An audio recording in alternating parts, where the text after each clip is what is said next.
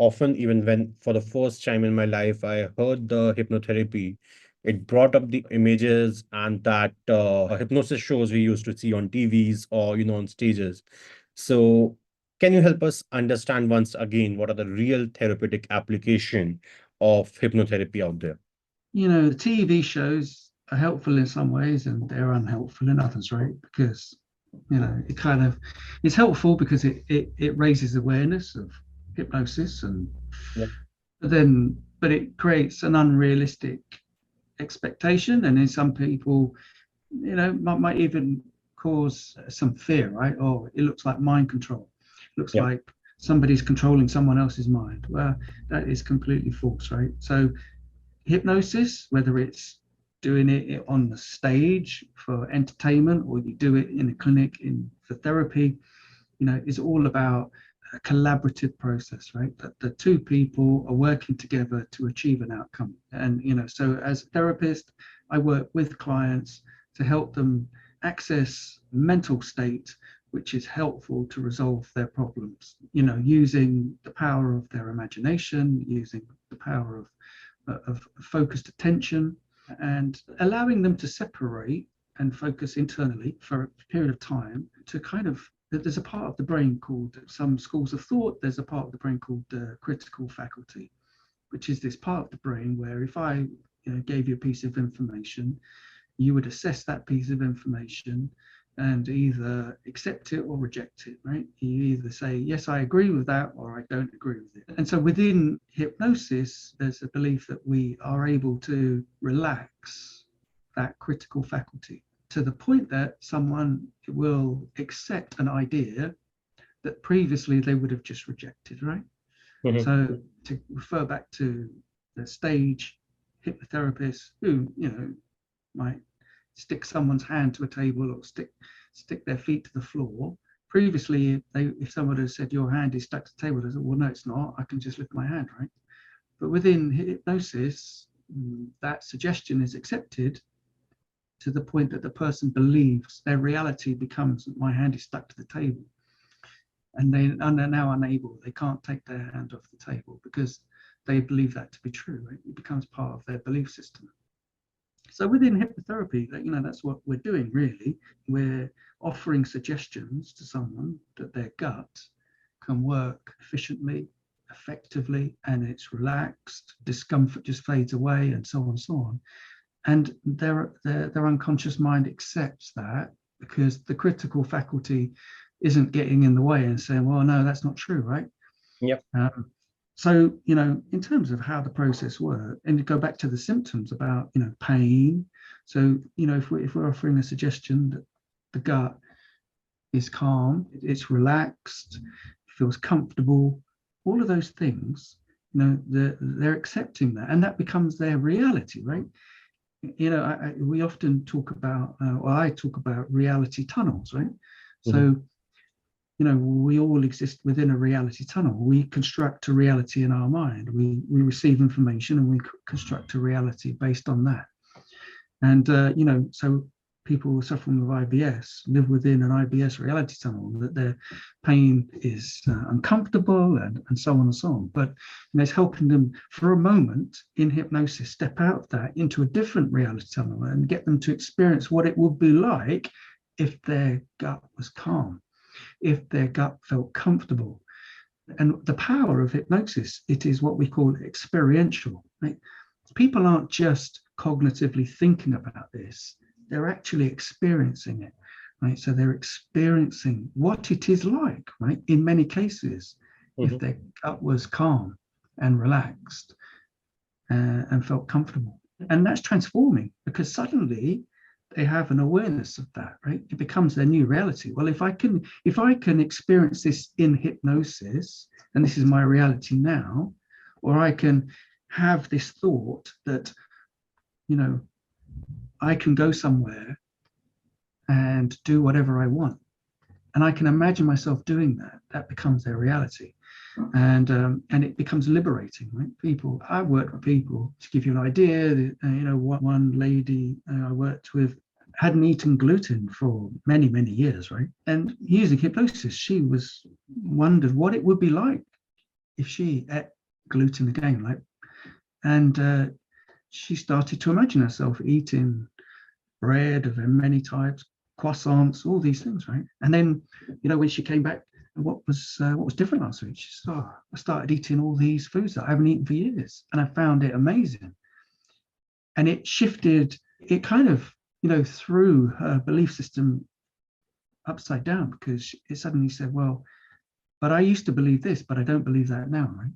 And people I've worked with that, have suffered continuous IBS symptoms for decades, suddenly go for long periods with no IBS symptoms. Well, if I could do this for a month, maybe I can do this for 2 months, maybe I can do this for 3. They suddenly believe that they can do rather than they can't do, and it becomes liberating. Really often, another thing that I have heard about hypnotherapy that surrounds it is the placebo effect. A lot of Mm, people, say that or question that effectiveness of hypnotherapy as a placebo effect. So, mm. can you, address this skepticism with some evidence-based approach or research around hypnotherapy? And if around IBS, that would be amazing. Yeah, I think recently I came across a poem that was by a very famous psychologist in the US called Irving Kirsch. So it's not my poem. I would give full credit to Irving Kirsch for this. And I'll just read it if you'd like me to. But it's called Ode to Placebo. So it's based on William Shakespeare, one of his poems in one of his plays, right? But it's kind of been adapted to the placebo. It goes along like this: friends, colleagues, placebans, spare me your tears. I come to praise placebo, not to bury it. The evil doctors do lives after them. The good is oft in part placebo, so let it be. The medical world's a stage, and placebos merely players. Each one plays a different part. This one Prozac, that one morphine. The winter of our discontent is made glorious summer by these sweet pills, and nothing is real but thinking makes it so. And so that's the poem, right? And it's you ask me about placebo. It's kind of hypnosis is real, but the line in it that really I think in that poem that sticks out to me, it says nothing is real but thinking makes it so. And I think that applies to IBS, right? Is that thinking about IBS and the symptoms makes it real, Mhm, right? If someone is constantly trapped in a cycle of negative thinking about IBS, it makes it very real. And, hypnotherapy allows people to shift their thinking into something more positive and more liberating. And that makes it real, right? So I guess there is an argument that, it's just placebo. Well, I'm not sure I completely agree with that, but if it is, let it be, right? Because it works, right? What are we interested in? I mean, I don't think hypnosis is placebo, but because I've seen too many situations that would just say this is not placebo, right? It's the power of thought that is making what this is real. But then, is that placebo? Well, I don't know, right? You very briefly touched upon gut-directed therapy, so if you can just elaborate a bit on it. Yeah, so with IBS, the program, the type of hypnotherapy that we use is referred to as gut-directed hypnotherapy.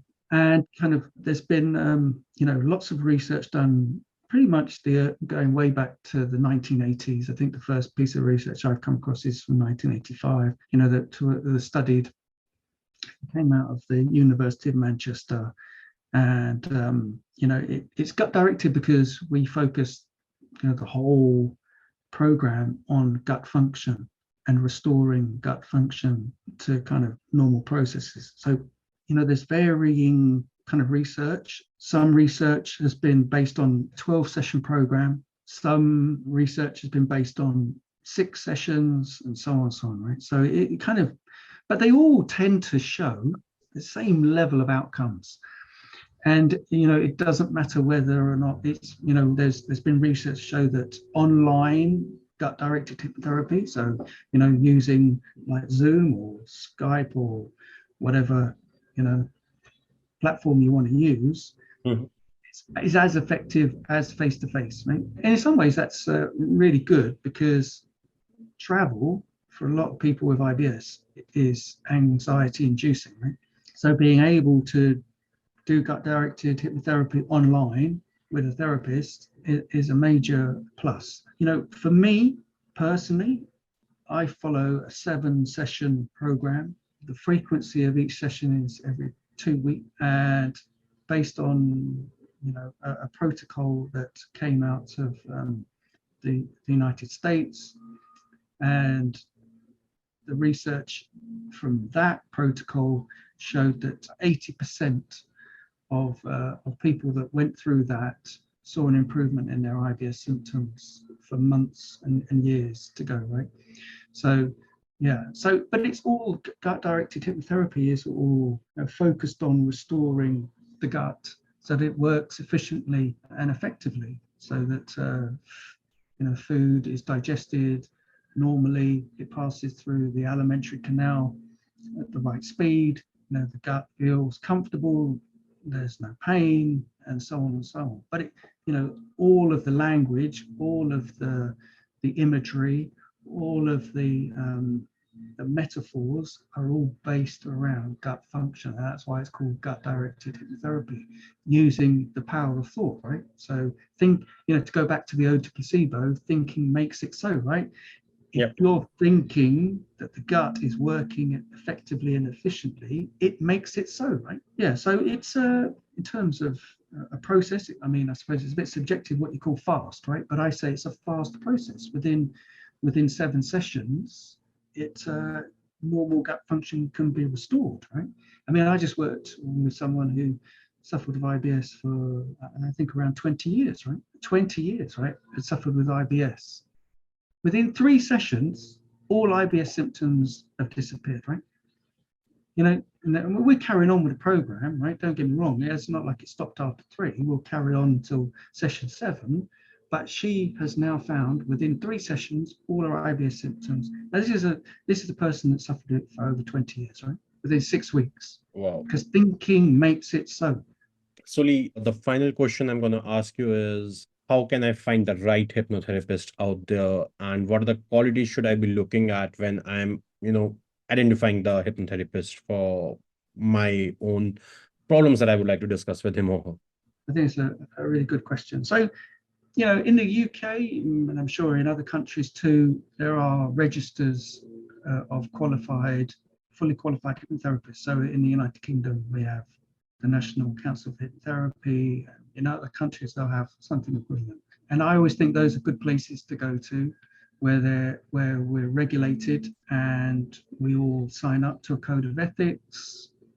We will have recognized qualifications, and we'll carry out continuing professional development, right? So we're all up to date and so on. If maybe in some countries there isn't that register, then because of the internet, then someone's in a country that doesn't have it, they go to another country and access their register, right? So I work with people all over the world, right? So there are some people that come to me that have found me via the internet, have looked me up, qualified, and so on and so on. But there are others. But I think one of the really important aspects of finding the right therapist is that connection, that rapport, right? That feel like they understand, there's empathy, and there's trust, and there's a connection between those two people, because that's a very important part. We call it therapeutic alliance, right? There's a connection here. I implicitly have faith in you to help me. So, for me, I always offer a free, what is called a consultation, where there's no charge. They talk to me, they get to find out a little bit about me and the way I work. And at the end of that, they can then decide whether I'm the right person for them. And that's one of the things I do encourage. I say, maybe talk to some other, see if there's, somebody you think is a better fit. Because I think it's such an important part. And if somebody thinks I am a good fit for them, then great, right? That's really such an important part of the equation. Yeah, so I think just do your homework on each therapist, check out, their reviews, check out, their testimonials, find out a bit about what, their qualifications and their background, whether they specialize. Not every not every hypnotherapist is going to specialize in IBS. Now, I do. Where I came from is IBS, right? This is how I got into this industry. Other hypnotherapists I know of will specialize in other things like hypnobirthing, right? They help people during the birth process, or there'll be other hypnotherapists specialize in sports, helping sports people winning mindset. Some might specialize in stop smoking or whatever, right? So, I guess it's just finding someone that specializes, because I think IBS is a complex disorder, right? And finding a therapist that understands the complexity of this, I think can be very beneficial. So yeah, that's what I would recommend. Amazing. Thanks a lot, Lee. For being a guest on our podcast and sharing these amazing insights. Listeners, that's all for today on We Are Listening. We hope this episode has given you valuable insights into the potential of hypnotherapy for managing IBS. If you're interested in learning more about Lee Walker's work or exploring hypnotherapy as an option, be sure to check out the resources linked in our show notes. Remember, you have the power to heal, and we are here to support you on your journey. Thank you, Lee. Thank you very much. I've really enjoyed it. Thank you very much.